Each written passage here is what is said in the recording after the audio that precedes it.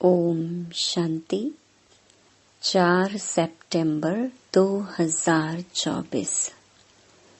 बाबा के महावाक्य। मीठे बच्चे, तुम बेहद के बाप पास आए हो, विकारी से निर्विकारी बनने। इसलिए तुम्हारे में कोई भी भूत नहीं होना चाहिए।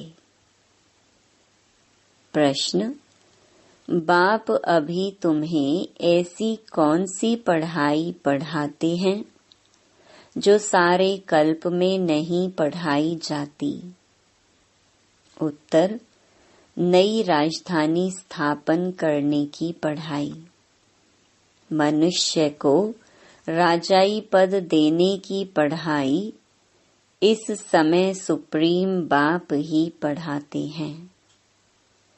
यह नई पढ़ाई सारे कल्प में नहीं पढ़ाई जाती। इसी पढ़ाई से सतयुगी राजधानी स्थापन हो रही है। ओम शांति। यह तो बच्चे जानते हैं हम आत्मा हैं, ना कि शरीर। इनको कहा जाता है देही अभिमानी। मनुष्य सब हैं देहे अभिमानी। यह है ही पाप आत्माओं की दुनिया अथवा विकारी दुनिया। रावण राज्य है। सतयुग पास्ट हो गया है, वहाँ सब निर्विकारी रहते थे। बच्चे जानते हैं हम ही पवित्र देवी देवता थे जो 84 जन्मों के बाद फिर पतित बने हैं। भारत ही अविनाशी खंड गाया हुआ है। जब भारत में लक्ष्मी नारायण का राज्य था, तब इसे नई दुनिया, नया भारत कहा जाता था। अभी है पुरानी दुनिया, पुराना भारत। वह तो संपूर्ण निर्विकारी थे, कोई विकार नहीं थे। वह देवताएं ही 84 जन्म ले अभी पतित बने हैं। काम का भूत, क्रोध का भूत, लोभ का भूत, यह सब कड़े भूत हैं। इनमें मुख्य है देह अभिमान का भूत। रावण का राज्य है ना। यह रावण है भारत का आधा कल्प का दुश्मन। जब मनुष्य में 5 विकार प्रवेश करते हैं, इन देवताओं में यह भूत नहीं थे। फिर पुनर्जन्म लेते लेते इनकी आत्मा भी विकारों में आ गई। तुम जानते हो, हम जब देवी देवता थे तो कोई भी विकार का भूत नहीं था। सतयुग त्रेता को कहा ही जाता है राम राज्य, द्वापर कलयुग को कहा जाता है रावण राज्य। यहाँ हर एक नर नारी में 5 विकार हैं। द्वापर से कलयुग तक 5 विकार चलते हैं। अब तुम पुरुषोत्तम संगम युग पर बैठे हो, बेहद के बाप के पास आए हो, विकारी से निर्विकारी बनने के लिए। निर्विकारी बन अगर कोई विकार में गिरते हैं तो बाबा लिखते हैं तुमने काला मुंह किया, अब गोरा मुंह होना मुश्किल है। 5 मंजिल से गिरने जैसा है। हड्डियां टूट जाती हैं। गीता में भी है भगवानुवाच, काम महाशत्रु है। भारत का वास्तविक धर्म शास्त्र है ही गीता। हर एक धर्म का एक ही शास्त्र है। भारतवासियों के तो ढेर शास्त्र हैं। उसको कहा जाता है भक्ति। नई दुनिया सतो प्रधान गोल्डन एज है। वहां कोई लड़ाई झगड़ा नहीं था। बड़ी आयु थी, एवर हेल्दी वेल्दी थे। तुमको स्मृति आई, हम देवताएं बहुत सुखी थे। वहां अकाले मृत्यु होती नहीं, काल का डर रहता नहीं। वहां हेल्थ वेल्थ हैप्पीनेस सब रहती है। नर्क में हैप्पीनेस होती नहीं, कुछ न कुछ शरीर का रोग लगा रहता है। यह है अपार दुखों की दुनिया, वह है अपार सुखों की दुनिया। बेहद का बाप दुखों की दुनिया थोड़े ही रचेंगे। बाप ने तो सुख की दुनिया रची। फिर रावण राज्य आया तो उनसे दुख अशांति मिली। सतयुग है सुख धाम, कलयुग है दुख धाम। विकार में जाना गोया, एक दो पर काम कटारी चलाना। मनुष्य कहते हैं यह तो भगवान की रचना है ना, परंतु नहीं, भगवान की रचना नहीं, यह रावण की रचना है। भगवान ने तो स्वर्ग रचा, वहां काम कटारी होती नहीं। ऐसे नहीं दुख सुख भगवान देता है। अरे भगवान बेहद का बाप बच्चों को दुख कैसे देगा। वह तो कहते हैं मैं सुख का वर्षा देता हूँ, फिर आधा कल्प के बाद रावण श्रापित करते हैं। सतयुग में तो अथाह सुख थे, माला माल थे। एक ही सोमनाथ के मंदिर में कितने हीरे जवाहरात थे। भारत कितना सॉल्वेंट था, अभी तो इनसॉल्वेंट है। सतयुग में 100% सॉल्वेंट, कलयुग में 100% इनसॉल्वेंट। यह खेल बना हुआ है। अभी है आयरन एज, खाद पड़ते पड़ते बिल्कुल तमो प्रधान बन गए हैं। कितना दुख है। यह एरोप्लेन आदि भी 100 वर्ष में बने हैं। इनको कहा जाता है माया का पॉम्प। तो मनुष्य समझते साइंस ने तो स्वर्ग बना दिया है, परंतु यह है रावण का स्वर्ग। कलयुग में माया का पॉम्प देख तुम्हारे पास मुश्किल आते हैं। समझते हैं हमारे पास तो महल मोटरें आदि हैं। बाप कहते हैं स्वर्ग तो सतयुग को कहा जाता है, जब इन लक्ष्मी नारायण का राज्य था। अब इन लक्ष्मी नारायण का राज्य थोड़े ही है। अब कलयुग के बाद फिर इनका राज्य आएगा। पहले भारत बहुत छोटा था। नई दुनिया में होते ही हैं 9 लाख देवताएं, बस पीछे वृद्धि को पाते रहते हैं। सारी सृष्टि वृद्धि को पाती है ना।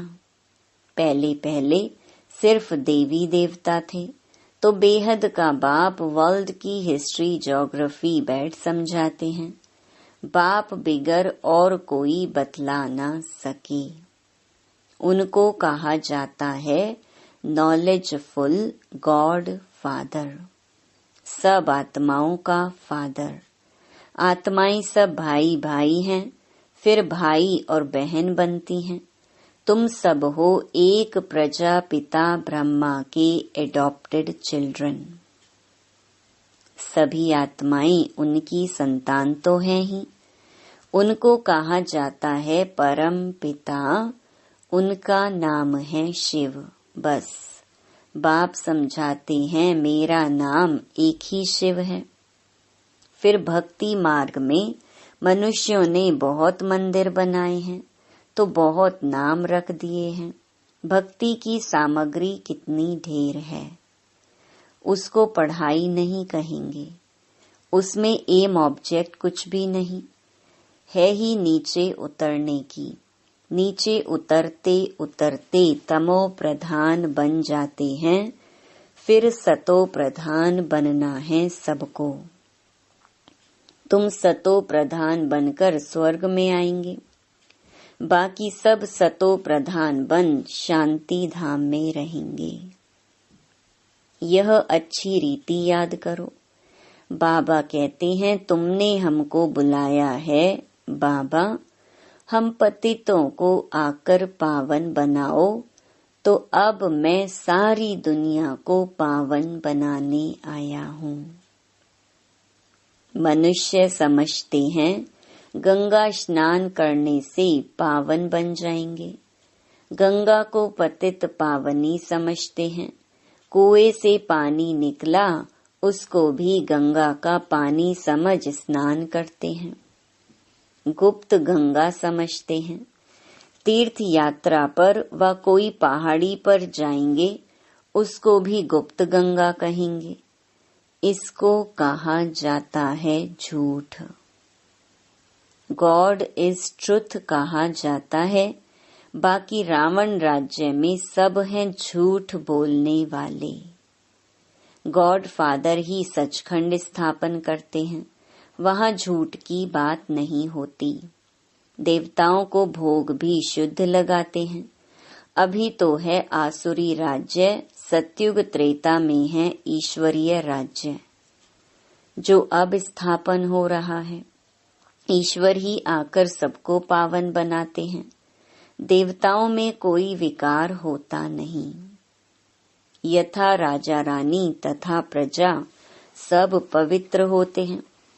यहाँ सब हैं पापी, कामी, क्रोधी। नई दुनिया को स्वर्ग और इसको नर्क कहा जाता है। नर्क को स्वर्ग बाप के सिवाय कोई बना न सके। यहाँ सब हैं नर्कवासी पतित। सतयुग में है पावन। वहाँ ऐसे नहीं कहेंगे कि हम पतित से पावन होने के लिए स्नान करने जाते हैं। यह वैरायटी मनुष्य सृष्टि रूपी झाड़ है। बीज रूप है भगवान, वही रचना रचते हैं। पहले पहले रचते हैं देवी देवताओं को, फिर वृद्धि को पाते पाते इतने धर्म हो जाते हैं। पहले एक धर्म, एक राज्य था, सुख ही सुख था। मनुष्य चाहते भी हैं विश्व में शांति हो। वह अभी तुम स्थापन कर रहे हो, बाकी सब खत्म हो जाएंगे। बाकी थोड़े रहेंगे। यह चक्र फिरता रहता है। अभी है कलयुग अंत और सतयुग आदि का पुरुषोत्तम संगम युग। इसको कहा जाता है कल्याणकारी पुरुषोत्तम संगम युग। कलयुग के बाद सतयुग स्थापन हो रहा है। तुम संगम पर पढ़ते हो, इसका फल सतयुग में मिलेगा। यहाँ जितना पवित्र बनेंगे और पढ़ेंगे, उतना ऊंच पद पाएंगे। ऐसी पढ़ाई कहाँ होती नहीं। तुमको इस पढ़ाई का सुख नई दुनिया में मिलेगा। अगर कोई भी भूत होगा तो एक तो सजा खानी पड़ेगी, दूसरा फिर वहाँ कम पद पाएंगे। जो संपूर्ण बन औरों को भी पढ़ाएंगे तो ऊंच पद भी पाएंगे। कितने सेंटर्स हैं, लाखों सेंटर्स हो जाएंगे। सारे विश्व में सेंटर्स खुल जाएंगे। पाप आत्मा से पुण्य आत्मा बनना ही है। तुम्हारी एम ऑब्जेक्ट भी है। पढ़ाने वाला एक शिव बाबा है। वह है ज्ञान का सागर, सुख का सागर। बाप ही आकर पढ़ाते हैं। यह नहीं पढ़ाते, इनके द्वारा वह पढ़ाते हैं। इनको गाया जाता है भगवान का रथ, भाग्यशाली रथ। तुमको कितना पद्मा पदम भाग्यशाली बनाते हैं। तुम बहुत साहूकार बनते हो, कभी भी बीमार नहीं पड़ते। हेल्थ, वेल्थ, हैप्पीनेस सब मिल जाता है। यहाँ भल धन है परंतु बीमारियां आदि हैं। वह हैप्पीनेस रह न सके, कुछ न कुछ दुख रहता है। उनका तो नाम ही है सुख धाम, स्वर्ग, पैराडाइज। इन लक्ष्मी नारायण को यह राज्य किसने दिया, यह कोई भी नहीं जानते। यह भारत में रहते थे, विश्व के मालिक थे। कोई पार्टीशन आदि नहीं था। अभी तो कितने पार्टीशन हैं। रावण राज्य है, कितने टुकड़े टुकड़े हो गए हैं, लड़ते रहते हैं। वहां तो सारे भारत में इन देवी देवताओं का राज्य था। वहां वजीर आदि होते नहीं। यहाँ तो वजीर देखो कितने हैं, क्योंकि बेअकल हैं। तो वजीर भी ऐसे ही तमो प्रधान पतित हैं। पतित को पतित मिले, कर कर लंबे हाथ। कंगाल बनते जाते हैं, कर्जा उठाते जाते हैं। सतयुग में तो अनाज फल आदि बहुत स्वादिष्ट होते हैं। तुम वहां जाकर सब अनुभव करके आते हो। सूक्ष्म वतन में भी जाते हो तो स्वर्ग में भी जाते हो। बाप कहते हैं सृष्टि चक्र कैसे फिरता है। पहले भारत में एक ही देवी देवता धर्म था, दूसरा कोई धर्म नहीं था। फिर द्वापर में रावण राज्य शुरू होता है। अभी है विकारी दुनिया, फिर तुम पवित्र बन निर्विकारी देवता बनते हो। यह स्कूल है। भगवानुवाच, मैं तुम बच्चों को राजयोग सिखलाता हूँ। तुम भविष्य में यह बनेंगे। राजाई की पढ़ाई और कहीं नहीं मिलती। बाप ही पढ़ाकर नई दुनिया की राजधानी देते हैं। सुप्रीम फादर टीचर सतगुरु एक ही शिव बाबा है। बाबा माना जरूर वर्षा मिलना चाहिए। भगवान जरूर स्वर्ग का वर्षा ही देंगे। रावण जिसको हर वर्ष जलाते हैं, यह है भारत का नंबर 1 दुश्मन। रावण ने कैसा असुर बना दिया है। इनका राज्य 2500 वर्ष चलता है। तुमको बाप कहते हैं मैं तुमको सुख धाम का मालिक बनाता हूँ। रावण तुमको दुख धाम में ले जाते हैं। तुम्हारी आयु भी कम हो जाती है। अचानक अकाले मृत्यु हो जाती है। अनेक बीमारियां होती रहती हैं। वहां ऐसी कोई बात नहीं होती। नाम ही है स्वर्ग। अभी अपने को हिंदू कहलाते हैं क्योंकि पतित हैं, तो देवता कहलाने लायक नहीं हैं। बाप इस रथ द्वारा बैठ समझाते हैं। इनके बाजू में आकर बैठते हैं तुमको पढ़ाने। तो यह भी पढ़ते हैं। हम सब स्टूडेंट हैं। एक बाप ही टीचर है। अभी बाप पढ़ाते हैं, फिर आकर 5000 वर्ष के बाद पढ़ाएंगे। यह ज्ञान, यह पढ़ाई फिर गुम हो जाएगी।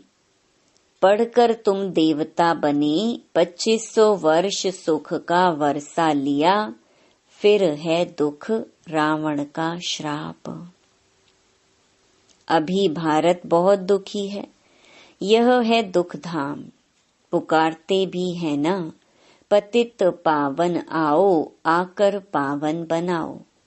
अभी तुम्हारे में कोई भी विकार नहीं होना चाहिए, परंतु आधा कल्प की बीमारी कोई जल्दी थोड़े ही निकलती है। उस पढ़ाई में भी जो अच्छी रीति नहीं पढ़ते हैं वह फेल होते हैं। जो पास विद ऑनर होते हैं वह तो स्कॉलरशिप लेते हैं। तुम्हारे में भी जो अच्छी रीति पवित्र बन फिर दूसरों को बनाते हैं, तो यह प्राइज लेते हैं। माला होती ही है 8 की। वह है पास विद ऑनर। फिर 108 की माला भी होती है, वह माला भी सिमरी जाती है। मनुष्य इसका रहस्य थोड़े ही समझते हैं। माला में ऊपर है फूल, फिर होता है डबल दाना मेरू। स्त्री और पुरुष दोनों पवित्र बनते हैं। यह पवित्र थे ना, स्वर्गवासी कहलाते थे। यही आत्मा फिर पुनर्जन्म लेते लेते अब पतित बन गई है। फिर यहाँ से पवित्र बन पावन दुनिया में जाएंगे। वर्ल्ड की हिस्ट्री ज्योग्राफी रिपीट होती है ना। विकारी राजाएं निर्विकारी राजाओं के मंदिर आदि बनाकर उन्हों को पूजते हैं। वही फिर पूज्य से पुजारी बन जाते हैं। विकारी बनने से फिर वह लाइट का ताज भी नहीं रहता है। यह खेल बना हुआ है, यह है बेहद का वंडरफुल ड्रामा। पहले एक ही धर्म होता है जिसको राम राज्य कहा जाता है, फिर और धर्म वाले आते हैं। यह सृष्टि का चक्र कैसे फिरता रहता है, सो एक बाप ही समझा सकते हैं। भगवान तो एक ही है। अच्छा, मीठे मीठे सिकिलधे बच्चों प्रति मात पिता बाप दादा का याद प्यार और गुड मॉर्निंग। रूहानी बाप की रूहानी बच्चों को नमस्ते। धारणा के लिए मुख्य सार। पहला, स्वयं भगवान टीचर बनकर पढ़ाते हैं, इसलिए अच्छी रीति पढ़ना है। स्कॉलरशिप लेने के लिए पवित्र बनकर दूसरों को पवित्र बनाने की सेवा करनी है। दूसरा, अंदर में काम क्रोध आदि के जो भी भूत प्रवेश हैं, उन्हें निकालना है। एम ऑब्जेक्ट को सामने रखकर पुरुषार्थ करना है। वरदान, माया की छाया से निकल याद की छत्र छाया में रहने वाले बेफिक्र बादशाह भव। जो सदा बाप के याद की छत्र छाया के नीचे रहते हैं, वो स्वयं को सदा सेफ अनुभव करते हैं। माया की छाया से बचने का साधन है बाप की छत्र छाया। छत्र छाया में रहने वाले सदा बेफिक्र बादशाह होंगे। अगर कोई फिक्र है तो खुशी गुम हो जाती है। खुशी गुम हुई, कमजोर हुए तो माया की छाया का प्रभाव पड़ जाता है, क्योंकि कमजोरी ही माया का आवाहन करती है। माया की छाया स्वप्न में भी पड़ गई तो बहुत परेशान कर देगी। इसलिए सदा छत्र छाया के नीचे रहो। स्लोगन, समझ के स्क्रू ड्राइवर से अलबेलेपन के लूज स्क्रू को टाइट कर सदा अलर्ट रहो। ओम शांति।